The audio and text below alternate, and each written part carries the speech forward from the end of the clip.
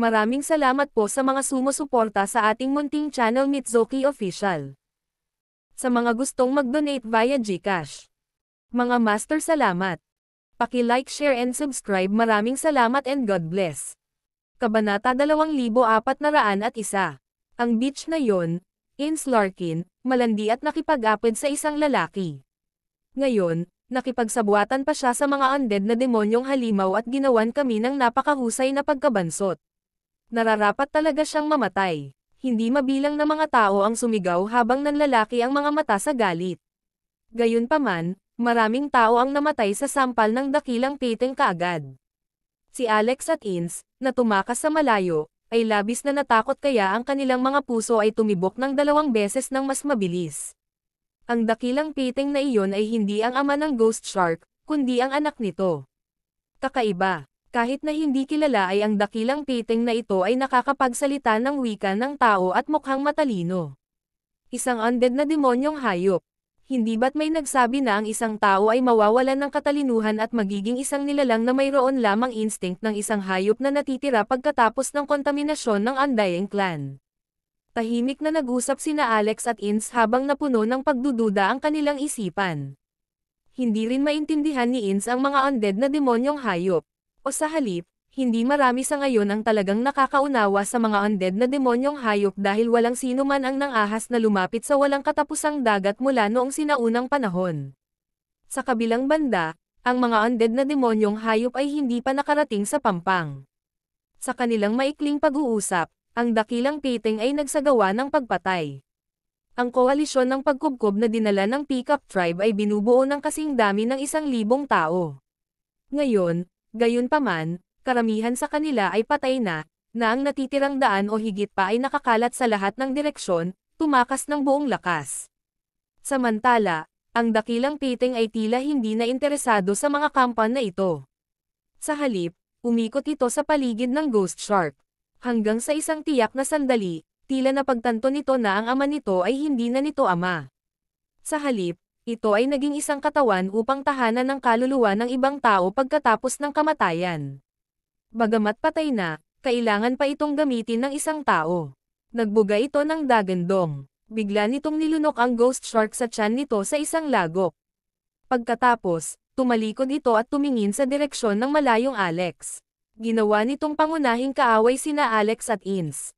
Sick. Bumilis ang tibok ng puso ni Alex nang may babala sa kanyang katawan. Hindi nagtagal, naramdaman ng kanyang kamalayan ang isang malakas na kapangyarihan ng kaluluwa na nakasara dito. Ito ay dapat na mahusay na piteng, hindi upang banggitin ang uri ng napakatinding mali siya at pagpatay na layunin.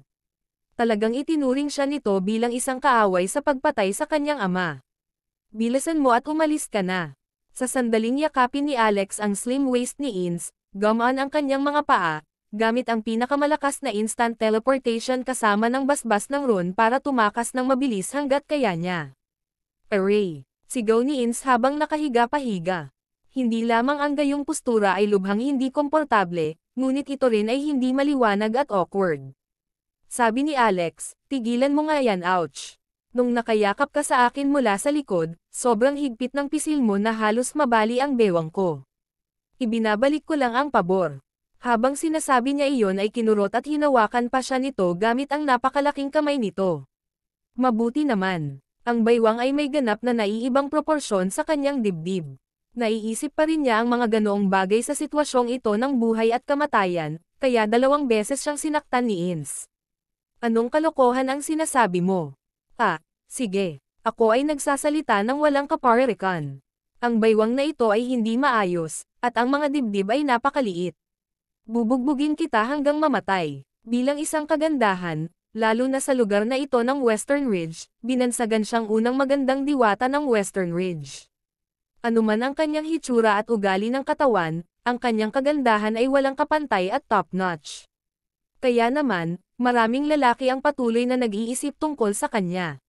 Bagamat kadalasan ay hindi niya ito binabanggit, lubos siyang kumpiyansa sa kanyang hitsura. Ngayong sinabi niya ang mga bagay na iyon sa kanya, paanong hindi siya magagalit? Tumahimik ka sandali, tumatakbo pa rin kami para sa aming mga buhay. Kung ililibing tayo sa loob ng tiyan ng isda mamaya, magiging lubhang miserable iyon. Mahigpit silang hinabol ng dakilang Piteng. Gayunpaman, biglang natuklasan ni Ins ang isang problema. Hoy, mali ang takbo mo. Bakit ka tumatakbo palayo sa lupain? Dapat kang tumakbo pabalik. Sagot ni Alex, I can't run back. Ang tanging pagkakataon na mabuhay ay nasa unahan. Pagkatapos niyang sabihin iyon, tumingin siya sa likod at gumawa ng plano. Kung kaya niyang paamuin ang dakilang Piteng na ito, ang pagtawid sa Endless Sea ay dapat magkaroon ng mas mataas na rate ng tagumpay, tama ba? Kabanata 2402. Whoosh! Bilisan mo. Bilis-bilis. Hindi ko na kaya. Mamamatay ako. Si Ins, sa mga bisig ni Alex, ay tumingin sa malaking Piteng sa likod niya at nag-aalalang tumili. Huminga ng malalim si Alex, ngunit talagang hindi siya makapagsalita. Napakalaswang sigaw ng babaeng ito, kung may makarinig man sa sitwasyon, o niyang nagtatalik silang dalawa. Gayunpaman, ang sitwasyon ay talagang mapanganib. Ang dakilang Piteng ay nagtataglay ng napakalalim na sama ng loob kina Alex at Ins dahil gusto nitong ipaghiganti ang pagpatay sa kanyang ama. Hindi lang basta-basta hinahabol sila nito, sinumpa pa sila nito hanggang sa kasuklam-suklam. Walang prinsipyong mag-asawang hamak ng sangkatauhan, mga uod sa squat toilet. Wala talaga itong moralidad. Nanginginig ng husto ang berdeng ugat ni Alex nang marinig iyon. Maging si Ins ay nalilipad sa galit. Ito ay isang napakalaking, makapangyarihang Piteng, kahit papaano ay nag-iiwan dito ng isang medyo high-end na pag-iral sa food chain. Nang makita nilang itinaas nito ang kamay at pinatay ang halos 1,000 cultivator kanina, maaari pa itong maging boss tier monster. Dahil dito, ito ay naging isang bagay na sumigaw ng pang-aabuso sa publiko sa likod mismo ni Alex at Ins. Nagulat na lang sila. Ito ay malinaw na isang eksperto, ngunit ang imahe nito ay bumagsak kaagad. Kahit na ito ay isang undead na demonyong hayop na naninirahan sa walang katapusang dagat. Ang ganyang pag-uugali, wham! Nang tumayo si Alex sa pwesto niya at ay condensed ang kanyang chi, isang malaking phantasm ang lumitaw sa kanyang likuran. Ito ay isang nagngangalit na 100 talampakan ang taas na Vajra, sa lupa. Minsang pinalabas ni Alex ang ganitong uri ng multo sa Amerika, isang kwento na naging alamat sa kung ano ang maaalala ng mga tao. Ngayon, ginamit na naman niya ito. Nang itinaas ng Vajra Phantasm ang kamay at mabangis na ipinatong ang palad nito sa Piteng na may napakalakas na puwersa. Ang Phantasm ng Buddha. Gusto mo bang pigilan ako sa isang sira-sirang Vajra? Mamatay kayong mga langgam. Ganap na walang takot, ang malaking Piteng ay sumampal kaagad pababa. Sa isang iglap, nabasag ang Phantasm, dahan-daang bumagsak bago unti-unting nawala. Gayunpaman, nawala ang mga figure ni Alex at Ins sa eksena. Isa itong ilusyon. Hindi. Isa itong mirage. Damn it. Kayong walang prinsipyong mag-asawa. Kayong mga mamamatay tao. Kakainin ko kayong dalawa. Ang malaking Piteng ay umungal, ikinulong ang kanyang banal na kahulugan sa direksyon ni Alex habang ito ay humahabol sa kanyang paghabol. Sa wakas, nakita ni Alex ang sinaunang lungsod sa ilalim ng dagat ng Atlantis. Nagulat si Ins. Saan ito? Sinabi sa kanya ni Alex ang totoo. Oh my gosh! Kaya ang lugar na ito ay ang maalamat na Atlantis. Napabuntong hininga si Ins. Ang sabi-sabi ay ang pinakamakapangyarihang lahi sa huling panahon ng sinaunang panahon ay mga Atlantean. Narinig ko na damaloy ang banal na dugo sa kanilang mga katawan at matutunton ito pabalik sa sinaunang panahon. Sila rin ang pangunahing puwersa ng huling labanan noong sinaunang panahon. Ngunit hindi ko inaasahan na ito ay lumubog dito. Nagulat si Alex. Mukhang marami kang alam. Marami kaming mga sinaunang aklat na ito sa aming Yorkshire Palace. Kung tutuusin, ang palasyo ay isa ring super sekta na ipinamana mula pa noong unang panahon. Ang ating mga tao ay nakikipaglaban noon sa tabi ni Grand Emperor Rowan at ng Phoenix Empress. Gayunpaman, nang pag-usapan niya ito, naalala niya na siya ay pinatalsik ng Yorkshire Palace at tinugis, at ang kanyang puso ay lumubog. Samantala, mabilis na lumabas si Alex mula sa 72 Heavenly Immortal Slaying Formation kaagad. Buhu! Ang malaking katawan ng dakilang Piteng ay nagmamadaling huminto sa paligid ng sinaunang lungsod ng Atlantis. Namumula ang mga mata nito habang patuloy na lumalangoy sa paligid. Hindi ito ng ahas na lumapit sa lungsod, na tila nasa ilalim ng mahigpit na pag-aalala. Kabanata 2403. Ha! Hindi kami sinundan ng mabahong bibig na piting na iyon. Sabi ni Ins pagkatapos lingunin. Ang mabangis na isda na ito ay tila nag-aalala tungkol sa lugar na ito at hindi ng ahas na lumapit. Kumunat ang noo ni Alex.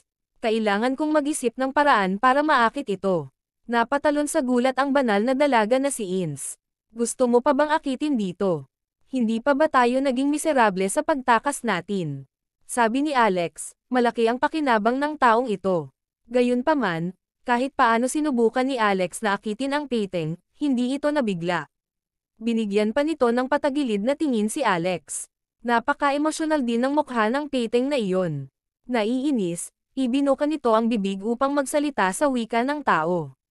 Brat, descendant ka ng Atlantis City, di ba? Para kang isang hamak na hamak. Sa tingin mo ba ako ay kasing tanga mo, na naakit sa malaking porma sayon? Hayaan mo akong sabihin sa iyo. Mula ngayon, huwag na kayong mag-isip na lumabas. Tinawag ko ang malaking hukbo at ipagtatanggol ko ang lungsod na ito hanggang sa huli. Natahimik sina Alex at Ins. Ngunit sa lalong madaling panahon, naunawaan nila kung ano ang malaking hukbo. Hindi alam kung anong uri ng panlilinlang ang ginamit ng piting na iyon, ngunit kahit papaano ay tinawag itong isang malawak na hukbo na binubuo ng hindi mabilang na mga undead na demonyong hayop na bumuhos mula sa lahat ng direksyon.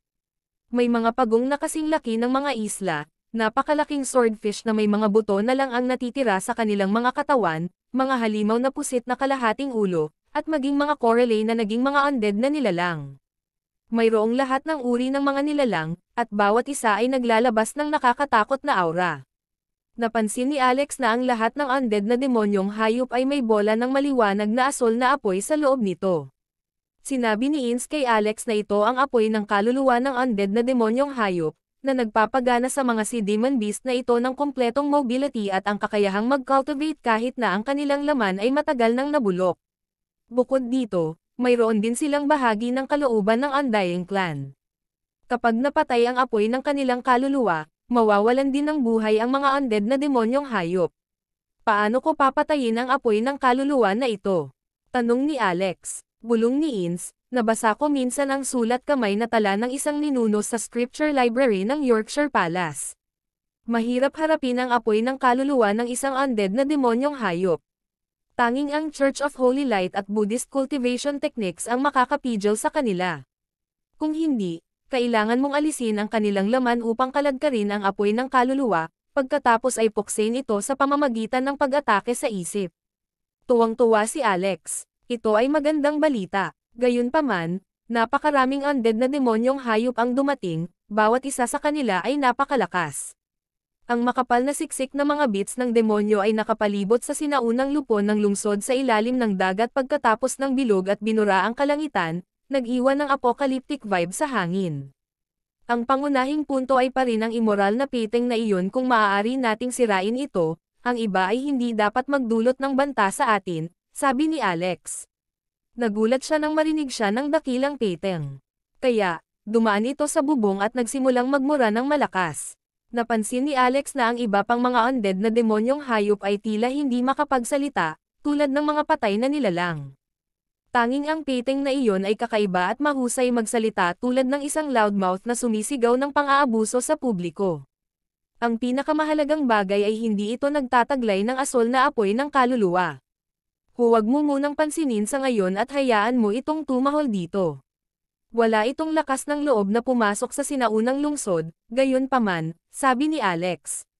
Nang marinig iyon, pinukaw siya ng dakilang piting sa pamamagitan ng pagmamadali sa sinaunang lungsod na may haplos. Papasok na ako. Gayunpaman, mabilis itong umatras. Lalabas na naman ako. Papasok na naman ako. Anong gagawin mo dyan? Boom! Noon na ang isang kidlat ng nakasisilaw na kidlat, na lumilitaw mula sa manipis na hangin, ay tumama sa malaking piting. Matapos magpakawala ng isang kakilakilabot na hiyawan, isang malaking sunog na lugar na may umaagos na dugo ang lumitaw sa likod ng piting na tinamaan ng kidlat. Sa kabutihang palad, hindi ito nataman hanggang sa mamatay. Nagmamadali itong tumakbo palabas sa paligid ng sinaunang lungsod na may matagal na takot. Medyo nabigla si Alex. Lumalabas na mayroon talagang ganitong uri ng proteksyon sa sinaunang lungsod. Haha, anak ng B***. Napakabongga mo, tinamaan lang ng kidlat mula ulo hanggang paa. Halika ulit kung sa tingin mo kaya mo. Hindi ako sasama sayo. Pumasok ka sa loob at ipagpatuloy ang pang-aabuso sa iyong mga ninuno. Kinuha ni Alex si Ins at sumugod sa 72 Heavenly Immortal Slaying Formation. Kasabay nito, isang kaguluhan ang sumiklab sa dakilang mundo. Isang malaking piteng na naakit palabas ng Endless Sea ang sumampal sa isang malaking shot ng Peacock Tribe hanggang sa mamatay. 10 o higit pang mga demonyong immortal mula sa Peacock Tribe ay namatay din sa isang kakilakilabot na kamatayan sa Endless Sea, at humigit kumulang 900 eksperto mula sa Western Ridge ang napatay din sa labanan. Ang mga tao ng Peacock Tribe ay nagsuot ng mga damit para sa pagluluksa habang ang buong tribo ay nagdadalamati. Samantala, ang mga tao mula sa mga sagradong bundok, santuwaryo, at sinaunang mga sekta sa iba't ibang rehiyon ng dakilang mundo at ang mga malalaking shot na sa simula ay gustong tumawid sa Endless Sea upang tuklasin ang sagradong gintong bundok ay nagbago ng kanilang mga plano at hindi nang ahas na makipagsapalaran doon ng walang ingat. Kabanata 2404. Sa Western Ridge ng dakilang mundo, muling tumayo si Ins sa harapan. May nagpakalat ng mga exaggerated na balita tungkol sa pagyakap ni Alex sa isa't isa. Ito ay tila nakaakit ng isang mahusay na peteng mula sa Endless Sea na kalaunan ay minasacre ang mahigit 1,000 puwersang kalyadong. Ang video na ito ay edited by Herban TV. Ang banal na dalaga ng Yorkshire Palace, ang numero 1 engkanto sa Western Ridge, ang unang pinagtutuunan ng talakayan ng lahat. Gayunpaman, ang kanyang mga iskandalo ay lumitaw ng sunod-sunod hanggang sa punto ng katanyagan. Malamang na hindi na niya mababawi ang kanyang pagiging inosente, lalo na pagkatapos na siniraan siya ng mga alagad ng Yorkshire Palace at ng Sunshrine. Sa fairy list ng Western Ridge, mayroon ding 2 dalaga na malapit na nagranggo kay Ins. Ang isa ay ang banal na dalaga ng Smoky Moon Sect, si Cheria Hirphilia, samantalang ang nasa ikatlong pwesto ay ang Green Cloud. Ang mapanlikhang alagad ng sekta, si Tifa Thornton. Pareho silang humakbang upang ipahayag ang kanilang paninindigan. Ipapahayag ko ang pag-alis ko sa fairy list. Kalapastanganan ang makasama sa isang immoral na babae tulad ni Ins Larkin. Malakas na anunsyo ni Cheria. Sabi naman ni Tifa, Ins Larkin not a virgin, so how could she be on the fairy list? Ang fairy list ay hindi tumutugma sa pangalan nito. Huwag na natin pag-usapan. Sa ilalim ng mabituing kalangitan ng dakilang mundo, mayroon ding mga manggagawa na katulad ng mga mula sa news media. Ang ilang mga super sect ay gumugol ng mga pagsisikap na magtatag ng mga platform ng media upang mapataas ang kanilang impluensya. Ang kanilang mga pamamaraan ay higit na mataas kaysa sa mga korporasyong teknolohiya ng wasteland. Halimbawa, ang isang malaking platform sa mahusay na mundo na tinatawag na Star Wireless ay gumawa ng isang bagay na katulad ng mga cellphone. Ito ay mas advanced at isinama sa espiritual na paglilinang, hindi ito kailangang singilin at maaaring gamitin sa sandaling magpasok ng isang espiritual na enerhiya. Ang kagamitang pangkomunikasyon na ginamit ng Peacock Tribe ay nasabing item. Ang fairy list sa iba't ibang lugar ay isang bagay na pinagsama-sama ng Star Wireless. Ngayong humakbang na sina Cheria at Tifa upang ipahayag ang kanilang mga paninindigan, ang mga taga-Star Wireless ay maagap na tumugon at nagbigay ng abiso ng sabay-sabay, na nagsasabi na si Ins ay isang ipokrito at mahusay sa panlilinlang at pagbabalat kayo. Sa katunayan, sa kaibuturan niya, siya ay itim ang puso at nagkaroon ng malaswang pribadong buhay.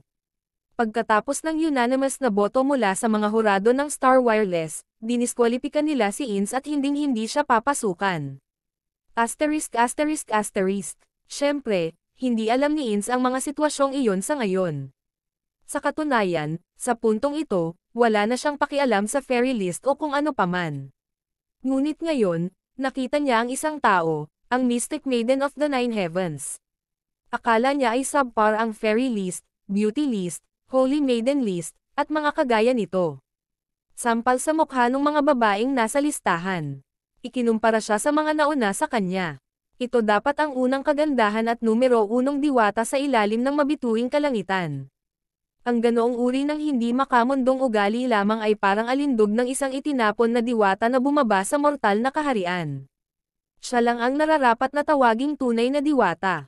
Gayunpaman, may kaunting impresyon ang Mystic Maiden kay Ins, kaya napatingin siya kay Alex at sinabing, talagang nagtataglay ka ng mga kahanga-hangang kakayahan. Sa pilitan mo siyang inagaw sa kamay ng iba. Nang marinig iyon ni Ins, naisip niya kaagad ang hindi mabilang na mga posibilidad.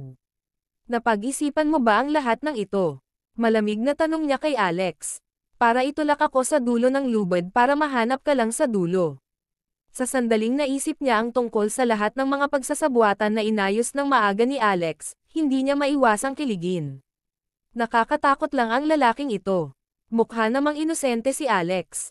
Ano ang naisip mo? Ganyan ba akong tao? Si Pixie, sa gilid, na natapos na ang pagtatanim, ay itinuro si Alex at sinabing, Missy, maaari akong magpatotoo.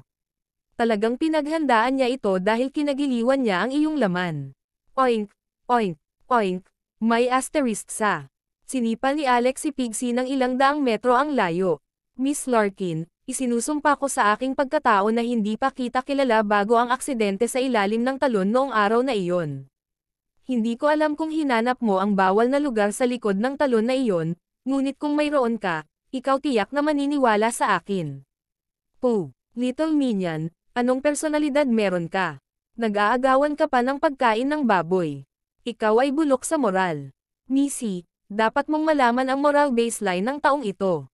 Walang moral na baseline. Kung magpapakasal ka sa isang tao, maging sa sino man maliban sa kanya. Ako, si Pixie, si Mr. na perpekto sa mga baboy. Bakit hindi mo hintayin na maging tao ako at pakasalan ako? I'm always moral, sabi ni Pixie habang tumatakbo ito pabalik. Ngumuso pa ito, labis na hindi nasisiyahan sa ginawang pagsipa nito ni Alex. Mukha namang walang magawa si Ins. Sa kanyang hindi kasiya siyang sorpresa, sinabi ng isang baboy na nais nitong pakasalan siya. Ay, ang kahangalan. Hinawakan ni Alex ang tenga ni Pixie. Alam mo bang may kasabihan na sinusuri ni Pixie ang sarili sa salamin? Tinitigan siya ni Pixie, ano ang ibig sabihin nito? Hindi mo magagawang pasayahin ang sinuman. Kabanata 2405. Fuck, hindi ka man tao, ngunit gusto mo pa rin kunin ang isang napakagandang asawa bilang iyong asawa upang siya ay matulog sa iyo sa kulungan ng baboy. Grabe ang pang-iinsulto mo sa mga baboy. Sinong may sabing natutulog ako sa kulungan ng baboy? Natutulog ako sa isang marangyang kama na gawa sa malamig na jade. Isa itong high-end na produkto na hindi mo pa nakita dati. Sinaman ito ng tingin ni Alex. What the hell? Bam! Ibinuka ni Pixie ang bibig at iniluwa ang isang malaking kama. Isa talaga itong kama na gawa sa malamig na jade. Napansin ni Alex ang isang hindi maipaliwanag na pakiramdam ng pagiging pamilyar sa kama na ito. Hindi ba ito ang higaan ng fairy doctor? Ang pilak na liwanag ay dumaan sa kanyang mga mata, at pagkatapos ng maingat na pag-unawa, napagtanto niyang hindi ito ang kanyang kama. Gayunpaman, mayroon talagang isang pagbuo ng blueprint na inukit mula sa mga sinaunang ron sa kama. Ito ay eksaktong kapareho ng nasa kamay ng diwata na doktor. Mas produced ba sila? Pagdududa ni Alex sa katotohanan. Sa kabilang banda, may ekspresyon si Pixie na nakatingin sa isang dukha. Nakita mo ba iyon? Pinayaman ba nito ang iyong kaalaman? Ito ang marangyang kama na gawa sa malamig na jade kung saan inukit ang mga sinaunang ron. Ang sarap magsinungaling. Nag-demonstrate ito on the spot sa pamamagitan ng paghiga sa kama at paggulong-gulong. Dahil dito, itinuro ng Mystic Maiden of the Nine Heavens ang kama. Akin ang kama na ito. Ano? Bumangon si Pixie at mukhang nagkakasalungatan. Ito ang aking kama. Paano ito naging iyo? Ang Mystic Maiden, naganap na walang hiya tungkol sa paghuhok ng mga ari-arian ng iba, ay nagsabi sa kanya, hugasan mo ng malinis ang higaan para sa akin at ibigay ito kay Alex upang mailagay niya ito sa palasyo ng isip. Bumagsak ang mukha ni Pixie nang humagalpak ng tawa si Alex. Matandang baboy, sinabi ko na sa iyo na maging low-key ka, pero pinilit mong ipakita ang iyong kayamanan. Mahusay, tama, ito ay nawala, naglilingkod sa iyo ng tama. Agad na iniligpit ni Alex ang jade bed. Arg, aking kama, Rockefeller, ibalik mo sa akin. Ipaglalaban kita, bam. Kaya naman, sinipa ito ni Alex at naglabas ng tatak ng kamay. Ang 72 Heavenly Immortal Slaying Formation ay nagbago at pansamantalang tinatakan si Pixie sa isang sulok kung saan siya ay nakakarinig at nagsasalita ngunit hindi gumagalaw. Inilabas ni Alex ang mga bangkay ng Peacock Tribe at sinimulang i-concoction ang mga ito. Mukhang natulala si Ins. Kakain ka ba talaga ng peacock meat? Panipi. Hindi kaya iniihaw ko sila para masaya. Sagot ni Alex. Ang Peacock Tribe ay kabilang sa mga sinaunang gawa-gawa na nilalang. Bagamat ang dalawang ito ay nasa immortalization lamang, ang kanilang laman ay halos tinuturing na makalangit na kayamanan. Mas nakapagpapalusog pa ang mga ito kaysa sa ordinaryong blood energy pills. Mapupuksa sila kung hindi kakainin. Habang kumakain ay ikinwento niya sa Mystic Maiden ang sitwasyon sa labas. Ang mga undead na demonyong hayop ay kinubkob ang lungsod, at mayroong isang malaking painting na walang apoy ng kaluluwa. Tingnan ko, ang Mystic Maiden of the Nine Heavens ay naunawaan ng mabuti ang spell formation, kaya hindi niya kailangan ang tulong ni Alex at maaari siyang pumasok at lumabas dito kung gusto niya. Matapos tingnan ang sitwasyon sa labas, bumalik siya at sinabing, ang iyong ideya ay disente. Kung gusto mong tumawid sa Endless Sea, kailangan mong paandarin ang painting na iyon. Ihanda ang sarili. Ilang sandali pa, huhuli na tayo ng isda. Tunog niya na parang manghuhuli lang sila ng maliit na isda. Paalala ni Alex, napakalakas ng painting na iyon. Ito ay isang bagay na maaaring dumurog sa mga eksperto ng Peacock Tribe sa pamamagitan ng sampal nito. Kaya paano natin ito mahuhuli? Kabanata 2406. Ang mistikong dalaga ng Nine Heavens ay tumingin sa paligid at bahagyang bumantong hininga. Hindi mo ba nakuha ang pag-aproba ng 72 Heavenly Immortal Slaying Formation? Hindi kaya kulang ka pa rin sa tiwala sa spell formation na ito. Ito ay isang bahagyang mas malaking saltfish. Ano ang dapat ipag-alala? Sinabi niya iyon bilang isang bagay syempre habang nilalaro ito. Alam ni Alex ang kanyang pinagmulan, kaya hindi na siya masyadong nagulat. Gayunpaman, natigilan si Ins at lihim na pinalaki ang Mystic Maiden of the Nine Heavens gamit ang kanyang magagandang mata. Maliban sa bahagyang nahihiya sa kanyang kababaan, hindi niya maintindihan kung bakit masyadong magyayabang si Mystic Maiden. Sino, siya ba para sa iyo? Palihim na tanong ni Ins kay Alex. Oh, ang aking nakatatandang kapatid na babae. Naisip ni Alex ang kanyang dignidad, kaya sumagot siya ng ganoon. Sinulyapan ng Mystic Maiden si Alex, walang balak na itama siya o magpaliwanag ng anuman. Gayunpaman, ang hindi natitinag na Pixie, na nakatatak sa gilid, ay hindi napigilan ang paglabas ng mga tili ng baboy. Little Minion, marunong ka talagang hamihip ng sarili mong trumpeta. Anong nakakatandang kapatid na babae? Iyan ang iyong Panginoon. Alipin ka lang ng amo mo. Nagdilim ang mukha ni Alex. Pixie, nakapagdesisyon na ako. Tatawid tayo sa Endless Sea para hanapin ang magandang pagkakataong iyon, ngunit mabubulok ka rito magpakailanman para maging isang tagapangasiwa ng Atlantis City. Narinig siya ng matandang baboy. Paano iyon gagana? Naramdaman na niya na napakahirap na mabuklod dito, kahit saglit. Kung tuluyan na siyang mabubuklod dito, baka mamatay na lang siya. Ahem, boss, nagkamali ako. Hindi ka alipin. Ako ang alipin. Ilabas mo muna ako. Ito ay hindi mabata. Ang matandang baboy ay nagdadaldal, malakas na nagmamakaawa para sa awa. Hindi ito pinabayaan ni Alex. Sa halip, inihiwalay pa niya ang boses nito at dinampot ang inihaw na karne ng pavo reel bago ito pinagpistahan. Pinunit niya rin pala si Ins ng isang malaking piraso ng karne. Noong una, medyo nagkakasalungat pa si Ins habang iniisip ang pavo reel na may katawan ng tao. Kapag naisip niya ito ay hindi katulad ng pagkain ng laman ng tao. Gayunpaman, ang inihaw na karne na ito ay mabango at may dalang mga tipak ng espiritual na enerhiya. Ang enerhiyang iyon ay tila may dalang aroma ng barbecue, na nagbibigay sa kanya ng isang uri ng kasiyahan kapag sinipsip niya ito. Sa ilalim ng paghihikayat ni Alex, kumagat siya ng kaunti at kinain ito. Makalipas ang ilang segundo, hindi na niya napigilan ang pagkain nito. Itong karne, mabango talaga. Pagkatapos kainin ito, ang buong katawan ko ay komportableng uminit, at may surge ng enerhiya na umiikot sa paligid nito. Oh gosh, bakit pakiramdam ko malapit na akong lumampas? Ang cultivation base ni Ins ay gumagala sa 5th realm patungo sa imminent immortal, isang hakbang ang layo mula sa 6th realm. Gayunpaman, nabigo siyang lumampas sa lahat ng oras. Hindi niya inaasahan na magkakaroon ng mga palatandaan ng transcendence pagkatapos kumain ng karne ng pabo reel. Ito ay simpleng mahimalang karne. Hindi ito kinain ni Mystic Maiden, ngunit binigyan niya ng medyo nabighani na tingin. Matapos lumunin ni Alex ang karamihan sa mga pabo reel, sinabi niya kay Alex na pupunta sila upang manghuli ng isda. Napatingin si Alex sa matandang baboy at ngumiti habang inaalis si Ins. Oink! Oink! Oink! Huwag mo akong iwan. Hoy, nandyan pa ako. Alex Rockefeller, B***starred ka. How dare you seal me here for real? Isusumpa kita. Ipanganganak ang iyong anak na walang umihi.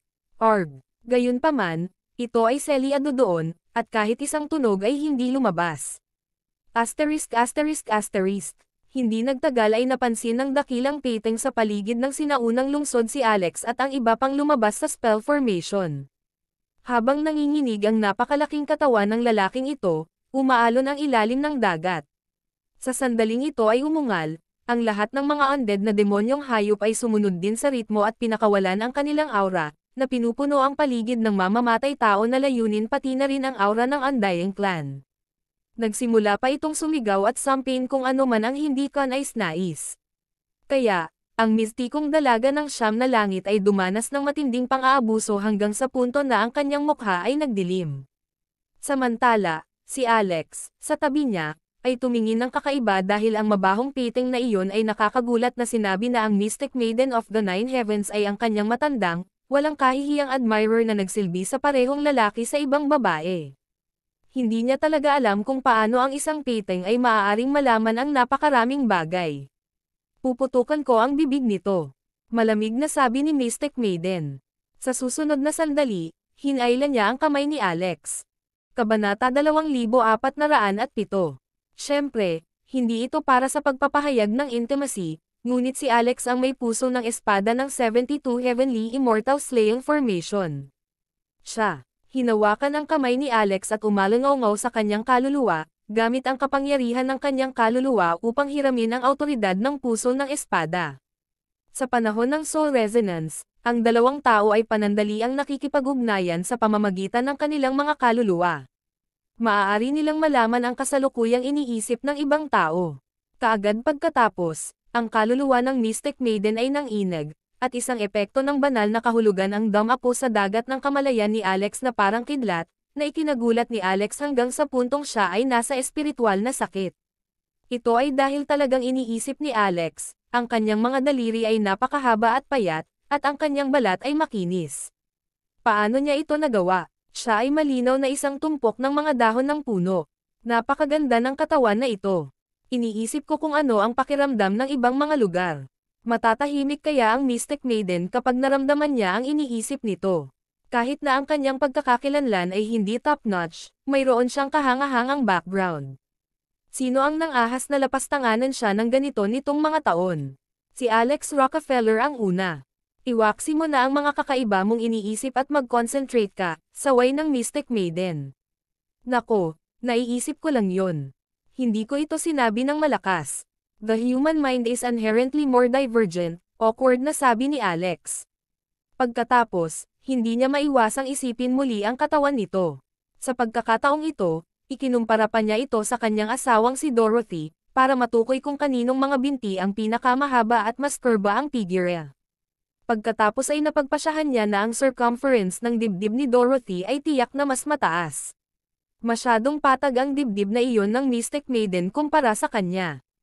Smack! Ang galit na Mystic Maiden of the Nine Heavens ay sinampal sa mukha si Alex at nagsalubong ang kanyang mga kilay. Kanino ang sinabi mong masyadong flat? Walang magawa si Alex. Wala akong sinabi. Lalong hindi maipaliwanag na nabigla si Ins sa kanilang tabi dahil hindi niya alam ang nangyari. Bakit bigla na lang nasample si Alex? Ang dakilang piting ay mukhang medyo tulala habang pinapanood sila. Nanlaki ang dugo nitong mga mata habang tumatawa ng malakas. Malaki. Ang sarap sampal. Mas mabuti kung sasampalin mo siya hanggang mamatay. Isa kayong walang prinsipyong mag-asawa. Sa wakas ay inalis ni Alex ang mga iniisip sa kanyang isipan at nag-concentrate, na binibigkas ang Great Compassion Mantra. Sinulyapan ng Mystic Maiden ang napakaraming undead na demonyong hayop at malamig na bamantong hininga dahil maaari na niyang pansamantalang kontrolin ang pagbuo ng spell. Kaya, marahas niyang tinapakan ang kanyang paa, na naging sanhi ng paglabas ng isang malawak na light curtain na tila nebula mula sa 70 Double Heavenly Immortal Slaying Formation. Habang pinaikit ng malaking peteng ang kanyang mga mata, mayroon itong pag-iisip. Kailangan nitong tumalikod at makatakas kaagad. Gayunpaman, huli na ang lahat. Ang kalawakan ng light curtain na iyon ay agad na lumawak at natakpan ang buong sinaunang lungsod ng Atlantis. Pagkatapos, kumalat pa ito sa paligid sa bilis na mas mabilis kaysa sa bilis ng liwanag. Sa sandaling ito, kahit na ang mga tao sa ilang mga rehiyon sa palibot ng Endless Sea ay nakikita ang pumutok na liwanag mula sa direksyon ng Endless Sea. Habang ang mabituing kalangitan ay tila nakatanggap ng atraksyon ng ilang mahiwagang puwersa, ang liwanag ng bituin ay bumaba mula sa kawalan. Ang liwanag ng bituin ay bumaba mula sa walang katapusan at malayong kawalan ng universo, lumubog sa walang katapusang dagat. Dagandong, sigaw ng dakilang peteng at desperadong tumakbo palayo. Habang nakikita nito ang lahat ng undead na demonyong hayop na tinawag nito ay natatakpan ng kalawakan ng light curtain. Bumaba ang mga kidlat na may sumisikat na nakamamatay na ningning. Ang isang malaking bilang ng mga undead na demonyong hayop ay nahulog tulad ng ani na trigo at naging ganap na wala. Nakakakilabot, buong lakas itong tumakas, ngunit mabagal pa rin ito kumpara sa pagkalat ng light curtain. Swoosh! Binalot din ng magaan na kurtina ang dakilang peteng. Baka bumaba si Thunderous. Gayunpaman, ang mga kidlat ay tumama lamang sa bibig nito. Matapos kumatok ang isang subo ng ngipin, tumigil ang kidlat. Ang mga bolts nito ay naging isang hola, na nakulong sa loob. Ang dakilang peteng ay nag-aatubili na mahuli, kaya ito ay bumangga sa paligid. Gayunpaman, ang laman lamang na tinamaan ng kidlat ay napunit. Ang taktika ng Immortal Slaying Formation ay maaari pang pumatay sa Heavenly Kings. Sa kabilang banda, ang kaharian ng peteng ay mas mababa sa malalaking kuha ng ganoong tangkad. Lumapit sa peteng ang Mystic Maiden of the Nine Heavens. Sa sandaling ito, tila nagulat siya, tumingin sa buntot ng peteng, at masayang ngumiti. Hindi ko inaasahan na ang butong ito ay mahuhulog sa iyo. Tanong ni Alex, anong klaseng buto? Walang sinabi ang Mystic Maiden, itinaas ang kanyang kamay, at pinindot ang kawalan, dahilan upang ang dakilang peteng ay humagulgol sa paghihirap. Ang gintong liwanag ay sumabog mula sa buntot nito, at isang gintong buto na kasing laki ng daliri ang lumipad palabas mula sa loob. Kabanata 2408. Iyon ay, nagulat si Alex. Ang piraso ng buto na ito na lumabas mula sa buntot ng dakilang peteng kanina ay agad na naglabas ng walang hanggan na ningning, na umaalingaw-ngaw sa walang hangganang pamimilit na nauugnay sa Diyos. Sa isang iglap, medyo na-overwhelm sina Alex at Ins, to the point na hindi nila sinasadyang umatras na may bahagyang hindi matatag na mga yapak. Ito ay totoo lalo na para kay Ins. Kung hindi pa hinailan ni Alex ang braso niya ay napaluhod na siya kaagad. Ito ay isang piraso lamang ng buto, ngunit paano ito magiging napakalakas?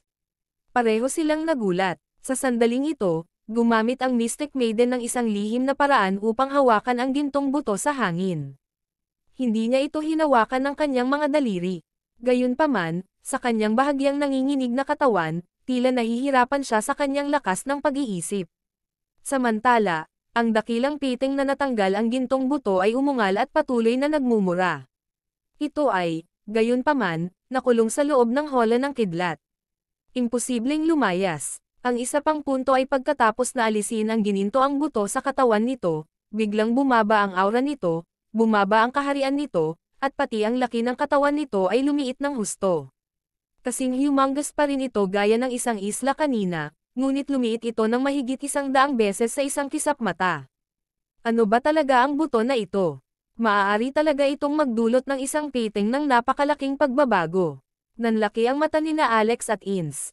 Sa katunayan, ang gayong eksena ay lumampas sa kanilang imahinasyon. Hindi pinansin ng Mystic Maiden ang nakakakilabot na sigaw at galit ng peteng. Sa halip, hinawakan niya ang kapirasong buto at sinabi kay Alex, "Munting Alapiers, isaalang-alang ang iyong sarili na maswerte. Alam mo ba kung ano ito? Ito ang Divine Bone ni Ymir. Mukhang natulala si Alex. Ang maliit na piraso ng Divine Bone ni Ymir ay may napakagandang epekto. Maaari pa nga nitong itulak ang pating na ito sa napakataas na antas. Ngumisi ang Mystic Maiden. Hindi mo siguro alam kung ano ang Divine Bone ni Ymir. Ang mga makasalanang nilalang tulad ng mga pating ay hindi maaaring gumamit ng isang sagradong bagay ng landas ng Diyos tulad ng banal na buto ni Ymir sa kabuuan nito. Hindi ko alam kung paano nito nahanap ang buto at ginawa itong bahagi ng katawan nito, ngunit si Ymir ang ninuno ng sangkatauhan, isa sa mga emperador ng tao. Ang isang piraso ng kanyang buto ay natural na hindi maaaring sumanib sa isang pating. Masasabi ko lang na ito ay pansamantalang nakaimbak sa loob ng katawan ng pating, ngunit kahit na ganoon, maaari nitong payagan ang pating na ito na maipanganak muli at magkaroon ng napakalaking pagbabago. Napatulala, mahinang nagtanong si Alex, paano kung sumanib ito sa katawan ng tao? Umiling ang Mystic Maiden. Hindi ko rin alam. Tapos, ngumiti siya. Pero malalaman ko din agad. Tinitigan ni Alex ang piraso ng banal na buto. Imposible kung sasabihin niyang wala siyang iniisip tungkol dito. Napakabihirang pagkakataon para sa banal na butong ito na nagmula sa dakilang prehistoric god, hindi, isa sa tatlong ninuno ng mga emperador ng tao na narito. Ito ay isang bagay ng mga alamat at alamat, gayunpaman, ay nakakagulat na lumitaw sa harap niya na buhay. Sino ang hindi gustong makuha ito? Gayunpaman, narito ang Mystic Maiden of the Nine Heavens, gayon din ang master ng kanyang kontrata. Lumilitaw na siya ay nakatadhana na walang swerte sa banal na hone na ito. Nang makitang hindi kumikibo ang Mystic Maiden, hinimok sila ni Alex, kumilos ka kaagad. Ang iyong kasalukuyang pisikal na katawan ay itinuturing na hindi pangkaraniwan. Kung maaari kang sumanib sa Divine Bone ni Ymir, dapat kang makakuha ng malaking benepisyo, di ba? Pagdating ng panahon, at least hindi ka magiging mahina to the point na hilahin mo ako pababa, di ba? Sumulyap si Mystic Maiden sa kanya, bahagyang galit. Ang aking kasalukuyang sitwasyon ay pansamantala lamang. Pagkatapos sabihin iyon, hinailan niya ang buto gamit ang isang swipe, dahilan para lumutang ito patungo kay Alex. Ikaw, ano ang ibig sabihin nito? Nanlaki ang mata ni Alex sa gulat. Sinabi ni Mystic Maiden, ako ay isang pampublikong spirited at walang pag-iimbot na tao na, sa lahat ng oras, ay nagbibigay ng ganap na pinakamahusay na paggamot sa aking lingkod. Kaya, ibibigay ko sa iyo ang piraso ng Divine Bone ni Ymir. Dapat mong pagsamahin ito ngayon sa pamamagitan ng pagpilit ng isang kakanyahan ng dugo at pagbagsak nito sa banal na buto. Hayaan mong tulungan kita. Walang malay na umatras si Alex. Kahit papaano ay nakaramdam siya ng insecurity. Ang babaeng ito ay naging isang troll. Walang saysay na hindi niya gagamitin ang napakalakas na banal na buto para sa kanyang sarili at ibigay ito sa akin. Hindi, dapat may isang uri ng inside story na hindi ko alam. Nagmamadali niyang sinabi, sandali.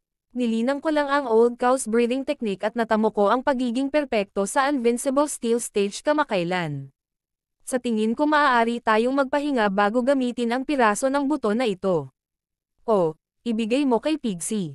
Sabi ng Mystic Maiden, baboy si Pixie, kaya paano ito sumanib sa Divine Bone ni Ymir? Ang katawan ng tao ay ang pinakamahusay na pagpipilian. Bilasan mo, huwag ka nang mag-alinlangan. Hindi mo ba talaga ako niloloko? Kabanata 2409. Ikaw ang aking kakampi. Bakit kailangan kitang lokohin? Bilasan mo. Kung sumuwi ka, i-activate ko ang paghihigpit ng kontrata. Pagdating ng panahon, huhuberin ko ang pantalon mo at papaluan ko ang iyong A*S sa harap ni Inslarkin. Maniniwala ka ba? Sa isang iglap, dumilim ang mukha ni Alex. Dapat ba siyang umiyak o humagulgol dahil sa pagharap sa gayong babaeng babae? Swoosh! Dahan-daang lumingon sa kanya ang Divine Bone ni Ymir. Habang tinitignan niya ito ng malapitan, mas kitang-kita niya ang banayad na mga bitek sa buto. Mula sa mga bitek na ito ay pinakawalan ang gintong liwanag. Nang tumama sa kanya ang liwanag, sa hindi inaasahang pagkakataon ay nakaramdam siya ng bahagyang kilati sa kanyang kaluluwa. Sige, susubukan ko. Mystic Maiden, kapag muli mo akong niloloko sa pagkakataong ito, magiging kapatid kita. Pagkatapos ay pinilit ni Alex na ilabas ang isang patak ng kanyang blood essence at itinuloy iyon sa divine bone ni Ymir. Ang dugong iyon ay mabilis na hinigop ng mga bitek dito at nawala. Pero walang nangyari. Matapos maghintay ng isang buong minuto, wala rin nangyari. Siguro kasi kulang yung blood essence. Dapat tumulo ka pa, sabi ni Mystic Maiden. Nang makita niya si Alex na nag-aalangan at nag-aatubili na subukan ito, idinagdag niya, ito ay, pagkatapos ng lahat, ang banal na buto ng ninuno ng tao. Kung isa kang Heavenly King, siguradong sapat na ang isang patak ng blood essence. Ngunit ikaw ay hindi, ang iyong antas ay masyadong mababa, kaya dapat kang tumulo ng mas maraming dugo. Bilisan mo, hindi kita sasaktan. Kinagat ni Alex ang kanyang mga ngipin at ipinagpatuloy ang paglabas ng kanyang dugo. Isang patak, 2 patak, 10 patak, 20 patak. Namutla na ngayon si Alex. Ito ang kakanyahan ng dugo niya ngunit hindi ang kakanyahan ng tubig, kaya hindi niya ginawa, magkaroon ng sobra. Nakaramdam ng kaunting pagkabalisa si Mystic Maiden. Kung wala pa ring reaksyon, maaari lang siyang tumigil sa pagsubok. Ngunit sa sandaling iyon, isang kapritsyo ang sumagip kay Alex. Matapos ang ika-24 na patak ng kakanyahan ng dugo ay hinihigop ng banal na buto, isang misteryosong pagbabago-bago ng mga pag-iisip ay nagkaroon ng interactive na reaksyon sa kanyang banal na kamalayan. Ang gininto ang liwanag sa banal na buto ay kumikinang sa napakaraming paraan, na parang nabubuhay at humihinga at pumipintig. Pagkatapos, bumaling ito sa katawan ni Alex at ikinabot ang sarili sa lumbar spine nito. Ito pala ay isang lumbar vertebra. Medyo nagulat si Alex, ngunit sa sumunod na segundo, nakaramdam siya ng matinding sakit. Para bang ang kanyang lumbar spine ay biglang naputol, ang piraso ng banal na iyon ay sumanib sa kanyang orihinal na lumbar spine. Sa pamamagitan ng panloob na paningin, nakita niya ang hindi mabilang na mga cipher sa banal na buto na naglalabas ng nakasisilaw na gintong liwanag. Ito ay hindi sinaunang rune. Anong uri sila? Natuklasan ni Alex na hindi niya alam ang alinman sa mga malatadpol na siyam at simbolo na ito. Bukod dito, para silang mga buhay na nilalang, patuloy na lumalangoy at gumagalaw ng may ritmo. Kaagad pagkatapos, ang mga ron at gintong liwanag na ito ay mabilis na dumaloy sa mga meridian sa buong katawan niya, at kumalat pa ang mga ito sa kanyang katawan. Anong meron sa kanya? Bulalas ni Ins. Nakita niya paminsan-minsan ang panginginig at pag-ungol ni Alex na para bang may matinding sakit. Ngunit sa sandaling ito, ang gintong liwanag ay dumaloy mula sa katawan ni Alex at binalot ang kanyang buong katawan sa loob nito. Sa una, ang kanyang katawan ay natatakpan ng gintong liwanag. Ngunit sa lalong madaling panahon, ang gininto ang liwanag ay dahan-daang tumigas, na ginawa ang kasalukuyang Alex na parang isang malaking gintong itlog, o sa halip, isang malaking gintong kakon. Gayunpaman, hindi nakita ng iba ang malatadpol na cipher. Si Alex lang yata ang nakakakita sa kanila. Inabot ng nagtatakang si Ins para hawakan ito. Bilang isang resulta, ang kidlat ay sumabog na may isang boom, na sumasabog sa kanya ng higit sa 10 metro ang layo. Kabanata 2410. Org. Si Ins, na nasugatan ang laman ng pagsabog, ay napasigaw sa takot. Matapos kumalat ang kanyang buhok, ang mga ugat ay natanim ng itim na usok, ang kanyang mga daliri na nadikit sa napakalaking golden cocoon ay itim din at namamanhid pa rin ngayon. Aking kamay, ang aking buhok, Diyos ko. Sa kasalukuyan, ang unang kagandahan ng Western Ridge ay mukhang kahabag-habag gaya ng isang inihaw na pato. Ang Mystic Maiden of the Nine Heavens ay nagsabi, siya ay nasa kritikal na panahon ng pagsasama sa banal na buto. Huwag mo siyang hawakan. Ito ay magtatagal ng ilang oras, hindi bababa sa 3 hanggang 5 araw. Harapin muna natin itong peteng. Bagamat ito ay mas maliit kaysa sa dati, hindi tayo maaaring tumawid sa Endless Sea maliban kung gagawin natin ito. Walang magawang reklamo ni In sa kanyang puso. Ang walang hanggan na dagat ay walang hangganan, ngunit nais ninyong tumawid dito. Hindi ka ba natatakot sa kamatayan? Hindi mo na kailangang sumama sa amin kung ayaw mo. Ngunit pagsisisihan mo ito tiyak, sagot ni Mystic Maiden. Sumulyap si In sa direksyon ng kontinente at mahinang nagsabi, napakalawak ng mundo, ngunit hindi ako komportable sa mundong ito. Kung hindi kita susundan, saan pa ako pupunta? Pagkatapos ng isang pause, Nagpatuloy siya, "Sis, gusto mo ba si Alex Rockefeller?" Walang imak si Mystic Maiden. Asterisk asterisk asterisk. Noong una ay naisip ni Mystic Maiden na tatapusin na ni Alex ang kanyang pag-iisa at lalabas mula sa kanyang kakon pagkatapos ng 7 araw. Gayunpaman, kailangan niyang maghintay ng kabuuang 10 araw. Basag. Basag. Sa sandaling ito, ang kinang sa malaking gininto ang kakon ay wala ng orihinal na kinang, na nag-iiwan ng tila solidong gintong nalalabi. Habang ang lahat ng liwanag ay binawi, naglabas ito ng tunog na parang pumuputok na itlog. Bam! Habang nabasag ang gininto ang balat ng itlog, isang kamay ang unang nag-abot. Pagkatapos, isang buong tao ang lumabas sa itlog. Si Alex Rockefeller iyon. Pagkatapos ng 10 araw ng pag-iisa, nadama niya na ang kanyang katawan ay sumailalim sa isang kumpletong pagbabago. Ang lahat ng buto sa kanyang katawan ay may isang uri ng gininto ang kinang, at mayroon ding mga aktibong tadpole-like cipher na umiikot sa kanila.